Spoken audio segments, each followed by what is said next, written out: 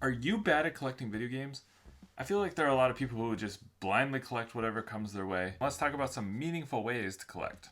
In general, video game collecting is one of the biggest markets to collect for right now. It's up there with trading cards and like beanie babies. Well, maybe not beanie babies anymore, but it's up there. It's a big market area for a lot of people, and a lot of people want to collect stuff. And with so many people collecting, it can be hard to find great deals. And so anytime one comes your way, it feels like, oh, I should buy that because it's a good deal. But if you're spending money that you didn't intend to spend, or it's a game you're not going to play, is it still a deal? And I think this is pitfall number one for collectors, is you find the deal and you're like, I have to buy it.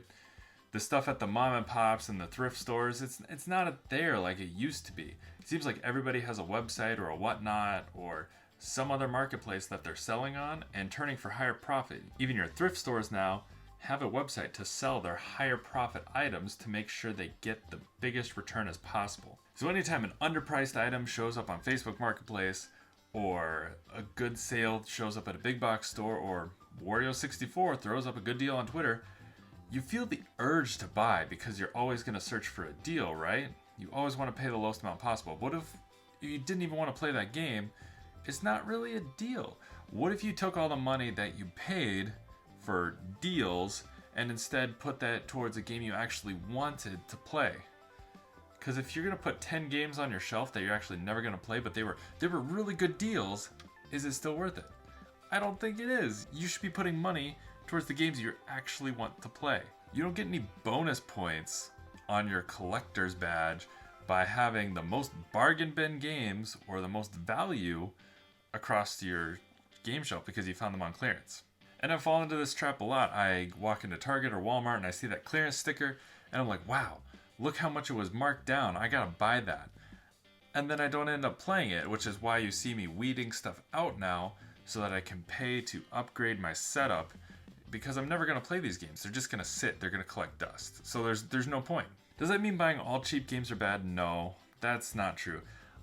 Personally, I have a copy of Over the Hedge for GameCube. It is not a good game, but I have sentimental memories of it. It's a game that I played. I remember renting it from the store and going home and playing it a ton, and it's not the best game in the world, but it means something to me, which is why if a game is cheap, it's not necessarily bad.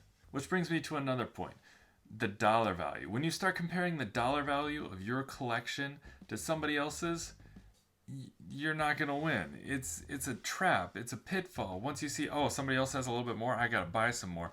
It's a never-ending cycle. You should build sentimental value, and you should build stuff in your collection you actually want and will use instead of the dollar value. Which is why I recently got a copy of Yokai Watch 3 off of my game shelf because it was something I picked up at a good price, but I'm never gonna play. I just don't play my 3DS much. If it's not a Pokemon game, I don't really touch it.